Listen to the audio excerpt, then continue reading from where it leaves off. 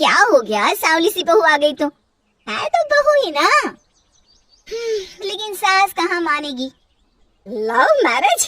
अरे आग लगे ऐसी शादी को। न जाने कैसे कैसे लोगों के रिश्ते हो जाते हैं। अरे शक्ल देखो इस करमजली की, सुबह कोई देख लेना तो सारा दिन खराब हो जाए।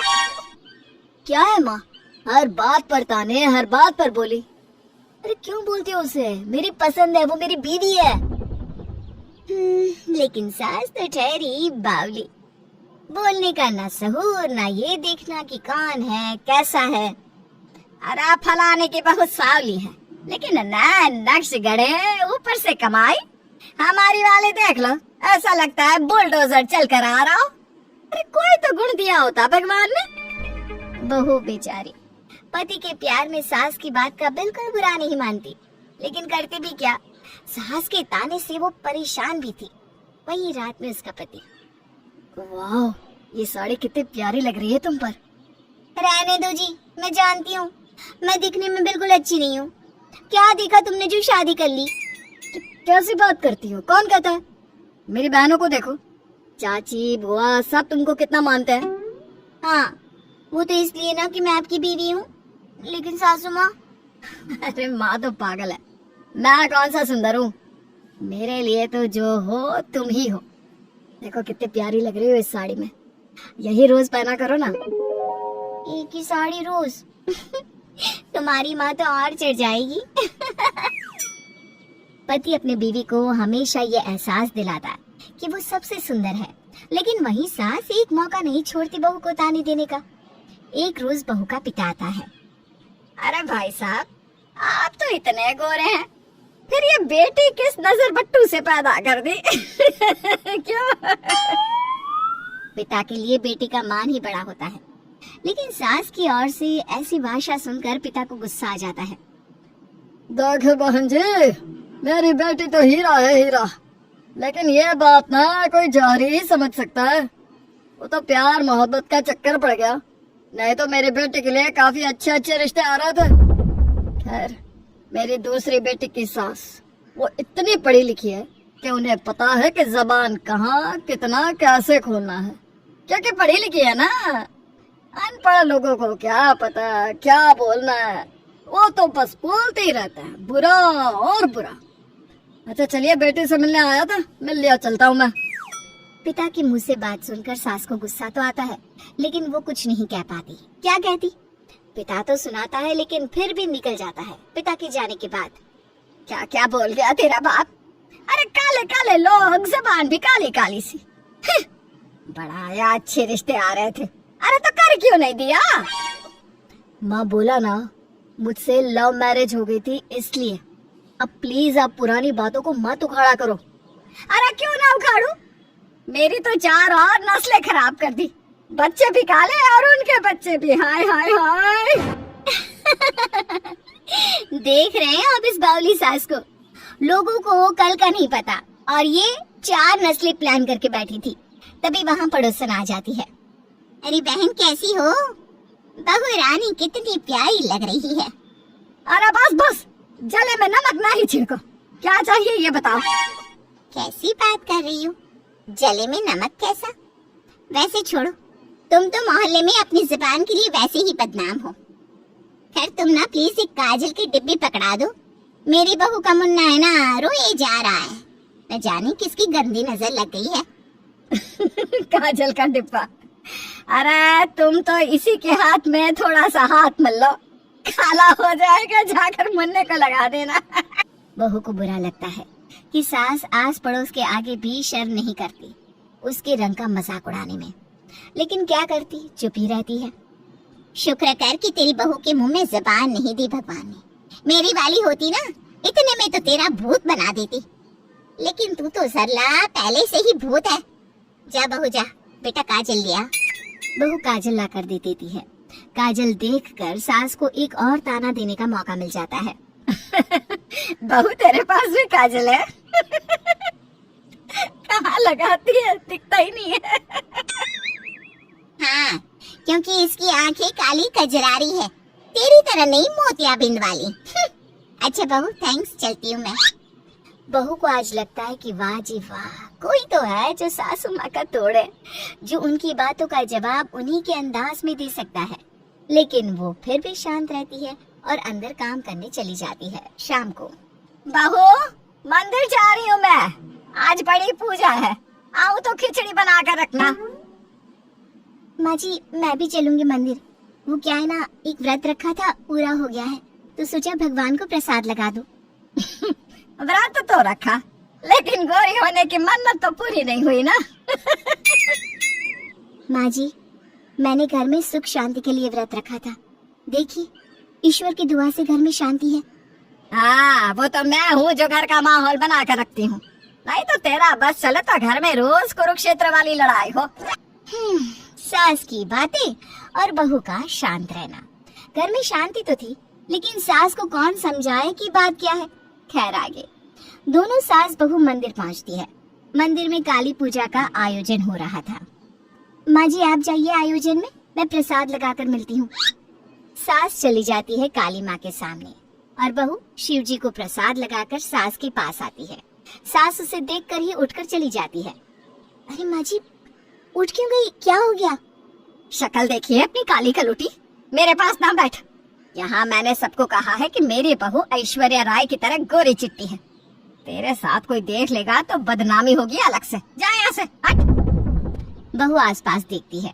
कुछ औरतें सास के ताने को सुन रही थी। वो सास बहू के पास आती है। जी वो क्या है ना, ये सास बहू के बीच की बात है। माँ जी थोड़ी सी गुस्सैल है ना। है तो क्या, किसी के रंग रूप के बारे में ऐसे बात करेगी। अरे कितनी प्यारी बच्ची है, रंग सावला है तो क्या हुआ, नैन नक्श देखो। अच्छा इतनी ही ये काली कलूटी अच्छी लग रही है तो ले जाओ अपने घर। क्या अब क्या हो गया, सांप सूंघ गया? अरे जिसके घर ऐसी काली छाया आती है ना, वही समझ सकता है कि क्या होता है। चला निकलो, बड़ी अकल दे रही थी, नहीं चाहिए ज्ञान, जाओ। शोरगुल सुनकर पंडित जी आ जाते हैं। अरे क्या हो रहा है यहाँ पर? चला जी आप तो यहाँ माँ काली के रूप को पूजने आई है ना, ऊपर से सावले कृष्ण के भी भक्त हैं आप। सही बोल रहा हूँ ना मैं? हाँ हाँ पंडित जी, मेरे सावले कृष्णा में तो मेरी जिंदगी बारी है। काली माँ भी तो काली है, कृष्णा सावले, इनकी भक्ति क्यों करती है फिर? जब ईश्वर द्वारा दिए किसी के रंग को लेकर आप ऐसी बातें करती हैं, शर्म करिए शर्म। अब सास को पंडित की बात समझ में आती है। वो बहू से भगवान के सामने माफी मांगने के लिए उसे देखती है, लेकिन बहू वहाँ नहीं होती। सास पूजा पाठ करके शाम को घर जाती है तो टेबल पर खिचड़ी रखी होती है, पर बहू कहीं नहीं होती। रात में बेटा आता है। माँ संध्या कहाँ है? माँ बेटे को सारी बात बताती है। बेटा मैं नहीं जानती, उसके बाद से बहू का कोई पता नहीं। मैं अपने व्यवहार से काफी दुखी हूँ बेटा, मुझे माफ कर दे और किसी तरह बहू को लेकर आ जा प्लीज। माँ देखा, किसी का मन दुखाना सही नहीं है, वो भी ऐसी लड़की का जिसने कभी पलट कर तुम्हें जवाब नहीं दिया। अब कहाँ से संध्या को लाऊं मैं? बेटे को परेशान देख माँ भी परेशान हो जाती है कि तभी उन लोगों को टीवी में एक एक्सीडेंट की खबर देखने को मिलती है। लड़की बिल्कुल संध्या जैसी ही होती है। बेटा बेटा मेरा दिल बैठा जा रहा है, कहीं ये संध्या तो नहीं? बेटा रोने लगता है। माँ तूने अपनी गंदी जुबान के चक्कर में मेरा घर खत्म कर दिया, अब से मैं तेरे पास नहीं रहूंगा, मैं भी जा रहा हूँ माँ। लड़का सामान लेकर जाने ही वाला होता है कि सामने संध्या खड़ी होती है। संध्या संध्या कहाँ थी तू? पता है कितने बुरे बुरे ख्याल आ रहे थे। संध्या दौड़कर सास के पैर पकड़ लेती है। माँ जी मुझे माफ कर दीजिए, आपके लाख बोलने के बाद भी मैं आज मंदिर में आपके पास खड़ी थी, जिससे सबने आपको भला बुरा कहा। माँ जी मेरे कारण आपकी बदनामी हुई, मुझे माफ कर दीजिए, मैं घर छोड़कर चली जाऊंगी। आप इनकी शादी फिर किसी गोरी लड़की से करा दीजिएगा। सास की आंख में आंसू आ जाते हैं। वो सास जो बहू को सारा दिन उसके काले रंग के ताने देती थी। तू बहुत सुंदर है बहू, तेरी कीमत जो नहीं समझा, समझो वो काला है। तू तो मेरा हीरा है हीरा बेटा, मुझे माफ कर दे। सास बहू की ये जोड़ी अब बहुत प्यार से रहती। बहू का बड़ों का सम्मान और बड़ों का सही समय पर समझ का ज्ञान। एक परिवार को फिर से बसा देता है। ये कहानी उस हर मिडिल क्लास फैमिली की है जो हर रात एक नए घर का सपना देखते हैं, पर उठते ही उनका सपना चकनाचूर हो जाता है और अपनी हकीकत के साथ ही उन्हें किसी तरह गुजारा करना पड़ता है। तो आइए आपको ले चलते हैं शर्मा's हाउस में। शर्मा परिवार एक भरा पूरा परिवार था। परिवार में 2 बेटे, 2 बहुएं, उनके बच्चे और सास ससुर थे और इतने सारे लोगों के रहने के लिए गिनकर 3 कमरे, जो कि बड़ी बुरी हालत में थे। रात को सीमा अपने कमरे में सो रही थी कि उसे अचानक कुछ अजीब सा महसूस होता है। प्रवीण उठो ना, ये कमरे की सीलिंग ऊपर कैसे जा रही है? सोने दो ना यार सीमा, ये तुम दिन भर हॉरर मूवीज और टीवी सीरियल देखती हो, उसी का नतीजा है ये। अरे पर मुझे ऐसा क्यों लग रहा है कि मैं बिस्तर के अंदर धंस रही हूँ। सीमा ये कहती है कि उसके कमरे का इकलौता बिस्तर धड़ाम की आवाज के साथ टूट जाता है और बच्चों समेत प्रवीण और सीमा बिस्तर के अंदर चले जाते हैं। लो हो गया बेड़ा गर्क, ये भी गया। एक यही बिस्तर बाकी था जो साबुत था, वरना तो पूरा घर थूक पॉलिश से चल रहा है। और कुछ इस तरह गुजरती है सीमा की रात। कुकर की सीटी और बर्तनों की आवाज के साथ होता है नया सवेरा। एक तरफ भागती दौड़ती सीमा सभी के लिए नाश्ता तैयार कर रही थी, दूसरी ओर प्रिया अपने बेटे को लेकर बाथरूम के बाहर खड़ी थी। इतने सारे लोग और घर में एक ही बाथरूम, तो सुबह दरवाजे के बाहर ट्रेन की लाइन लगना भी तो लाजमी ही है। करण, और कितना वक्त लगेगा? चिंटू की स्कूल बस मिस हो जाएगी। मम्मा पेट में दर्द हो रहा है। अरे जल्दी बाहर आओ ना करण, चिंटू के पेट में दर्द हो रहा है। 2 मिनट ना बेटा, पापा आ रहे हैं अभी। जल्दी पापा, वरना बेंट में हो जाएगी। अरे भैया जल्दी बाहर आओ, आज मेरा इंटरव्यू है। अगर ये नौकरी मिल गई तो सबसे पहले घर में दूसरा बाथरूम बनवाऊंगा। पूरे जीवन में पहला ऐसा घर देखा है जिसमें टॉयलेट और बाथरूम एक साथ बना रखा है। अरे भाई, जिसे नहाना है वो नहाए, जिसे बाथरूम में जाना है वो बाथरूम में तो जा सके, पर नहीं, यहाँ एक इंतजार में 2 लोगों को खड़े रहना पड़ता है। अरे तो प्रिया उसे अंदर भेज दो, उसे क्यों शर्म आ रही है? मैं उसका बाप ही तो हूँ। नहीं पापा, मैं आपके सामने टॉयलेट नहीं जाऊंगा, मुझे शर्म आती है। जहाँ एक तरफ बाथरूम के बाहर लंबी लाइन लगी हुई थी तो दूसरी तरफ बन रहा था सभी का नाश्ता। सीमा मसाले का डिब्बा ढूंढने छज्जे पर हाथ डालती है तो छज्जे के ऊपर से बाकी सामान नीचे गिर जाता है। कैसा किचन है! आज के जमाने का किचन होता तो प्रॉपर ड्रॉअर में सारा सामान रखती, पर यहाँ तो सब कुछ एक ही में। एक छज्जा, वही बर्तन रखो, वही मसाले, वही राशन। एक सामान निकालो तो सारा सामान बाहर आ जाता है। पता नहीं कब ये घर बनेगा। और कुछ इस तरह शर्मा परिवार के लोग जैसे तैसे खींच तान कर गुजारा कर रहे थे। और फिर हर घर की तरह रात को खाने पर होती है एक सभा। कोई है तेरे जीवन में प्रिंस तो बता दे बेटा, नहीं तो फिर हम लड़की देखना शुरू करें। अब और देरी करनी सही नहीं है। यहाँ आएगी लड़की, क्या बात कर रही है मम्मी? और वो सोएगी कहाँ? हॉल में जहाँ मैं सोता हूँ। 8-10 लोग हैं घर में और कमरे गिनकर 3। किचन इतना छोटा कि आदमी हिल भी ना सके। बाथरूम इतना बड़ा कि वहीं से 3 कमरे बाहर आ जाए। ये देखकर आएगी लड़की। अरे इतना ही नहीं, घर की चीजों की हालत का क्या कहना। हर सामान टूटा पड़ा है। छत की तो ये हालत है, जब देखो चूता रहता है। वो तो भगवान का शुक्र है कि अब गर्मी आने वाली है, वरना हर जगह बाल्टी और बर्तन लगाने पड़ते हैं। ऐसे में प्रिंस की शादी कर किसी लड़की की किस्मत क्यों खराब करना है मम्मी जी? इससे क्या बात है, इतनी तकलीफ है तो घर बनवा ही लेते हैं।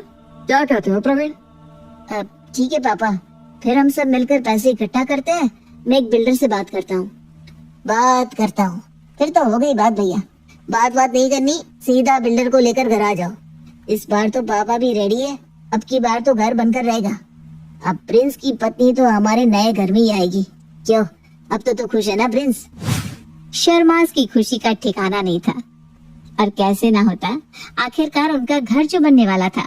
और अगले ही दिन इंटीरियर डिजाइनर और बिल्डर को लेकर प्रवीण अपने घर आता है। अच्छा, इसी घर को बनाना है ना ईंट लगा के? अब टेंशन मत लीजिए शर्मा जी, ऐसे तो कई घर बनाए हमने ईंट लगाकर। आपका घर तो काफी अच्छी स्पेस में है, काफी कम पैसों में ही काम हो जाएगा आपका ईंट लगा के।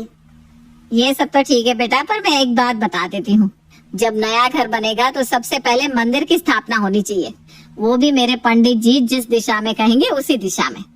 मेरी बड़ी इच्छा थी गोपाल जी को घर पर लाने की, अब तो गोपाल जी मेरे नए घर के मंदिर में ही विराजमान होंगे। हो जाएगा, कोई दिक्कत नहीं आंटी जी, ईंट लगा के। मैंने घर देख लिया है, मेरा डिजाइनर पिंटू यही है। आप सबको जैसा घर चाहिए आप इसे बता दीजिए, ये सब कुछ नोट कर लेगा और घर के डिजाइन का एक आइडिया लेकर मैं फाइनल प्राइस बता दूंगा। शर्मा परिवार के सपनों का महल बनने ही वाला था। सभी एक एक कर इंटीरियर डिजाइनर को अपने कमरे में ले जाकर अपनी अपनी ख्वाहिश बताने लगते हैं। सबसे पहले इंटीरियर डिजाइनर पिंटू जाता है सीमा के पास। सबसे पहले तो ना मुझे किंग साइज बेड चाहिए अपने कमरे में, एक सोफा भी एडजस्ट हो जाए तो और भी अच्छा, और एक स्टडी टेबल भी, ताकि मेरे बेटे को झुक कर ना लिखना पड़े, और एक अटैच बाथरूम, बस इतना काफी है। ये तो आराम से हो जाएगा, कोई प्रॉब्लम नहीं। और हाँ, किचन ना बहुत अच्छे से बनाइएगा। टाइल्स किचन में बिल्कुल ऐसी होनी चाहिए कि लगे कि मैं किचन में हूँ, ऐसा ना लगे कि मैं बाथरूम में हूँ। और सारे ड्रॉअर ना बिल्कुल नीट क्लीन साफ साफ, हो सके तो उस पर ग्लास का गेट लगाइए ताकि मैं आर पार देख सकूं। ठीक है, हो जाएगा। तो फिर मैं प्रिया जी से मिल लेता हूँ। फिर पिंटू जाता है प्रिया के पास। मुझे एक ओपन बेडरूम एंड किचन चाहिए, बिल्कुल रूफ टॉप टाइप। उसकी सीलिंग में जब चाहूँ मैं वापस कवर कर सकूं और जब चाहे बंद कर सकूं। आप समझ रहे हैं ना? आज तक बहुत घर डिजाइन किए मैंने, पर इतने हाई स्टैंडर्ड की पसंद वाली पहली फीमेल है। मानना पड़ेगा आपकी पसंद को। अच्छा, अब मैं ना करण जी के पास चलता हूँ। प्रिया के पास से पिंटू उसके पति के पास जाता है। मेरी वाइफ ने तो बता ही दिया होगा आपको कि उसे कैसा कमरा चाहिए, तो उसकी पसंद में एक और चीज ऐड कर दीजिए, जकूजी। उसी कमरे में ना जकूजी भी हो जाए तो मजा आ जाएगा। अब दोनों हस्बैंड वाइफ की पसंद काफी हाई क्लास है, हो जाएगा, नो प्रॉब्लम। अब मैं आंटी जी के पास चलता हूँ। अब बारी थी मिसेस शर्मा की। तो बताइए आंटी जी, कैसा कमरा चाहिए आपको? देखो बेटा, कमरा जैसा भी बने, एक चीज का ध्यान रखना, मेरे ठाकुर जी की एक बड़ी सी फोटो सामने दीवार पर लग सके। अब शरीर धीरे धीरे बूढ़ा हो रहा है ना, तो इंडियन टॉयलेट में मुझसे जाया नहीं जाता, तो अगर वेस्टर्न हो जाए तो बढ़िया होगा। एक western toilet with jet spray ठीक रहेगा ना आंटी? चलिए अब खुशियां मनाइए, आंटी जी घर बनने वाला है। मुझे तो भाई बस एक कमरा चाहिए। हाँ हाँ, बिल्कुल बिल्कुल, सबकी पसंद के हिसाब से तो 2 फ्लोर का घर बनाना ही पड़ेगा। अब बेफिक्र रहिए। अब बताइए चिंटू जी, आप? मेरे लिए एक अलग कमरा होना चाहिए जिसमें एक डॉग भी रख सकूं, मतलब डॉग हाउस भी। Okay okay. सबकी चॉइस नोट करने के बाद पिंटू बिल्डर के पास चला जाता है और अगले दिन नए घर का एक प्रिंट बनाकर बिल्डर वापस शर्मा हाउस में आता है। तो ये रहा आपके सपनों का महल। वाह वाह, बाहर मेरे लिए झूला भी है। हाँ, वो हमारी इनोवेशन है। वैसे आप लोगों की चॉइस के हिसाब से बजट तो बहुत भाग रहा था, पर कम करके 70 लाख में सब हो जाएगा। 70 लाख? इतने पैसे नहीं है हमारे पास। 20 लाख में कुछ हो तो बताइए ना आप। इतने में तो एक ढांचा ही दे पाऊंगा मैं आपको। तो फिर रहने दीजिए, जब पैसे इकट्ठा होते हैं हम आपको फिर बुला लेंगे। नमस्ते। कैसी किस्मत है हमारी। फिर वही बाथरूम के बाहर लाइन में लगना पड़ेगा। और सभी के सपनों का महल उनके सामने ही वापस लौटता देख रहे होते कि तभी दरवाजे पर एक दस्तक होती है। प्रिया जाकर दरवाजा खोलती है। जी, हेमंत जी घर पर है? हाँ, मैं उनकी पत्नी हूँ। कहिए। ये नोटिस है, उनका पीएफ क्लियर हो गया है। कुछ बैंक के प्रोसेस पूरा कर देंगे तो 50 लाख उनके अकाउंट में आ जाएंगे। मेरा पीएफ क्लियर हो गया? वाह प्रभु, अब तो घर बन पाएगा। ये सुनते ही प्रिया जोर से पुकारती हुई आती है। रुक जाइए गौरव जी, घर बनेगा।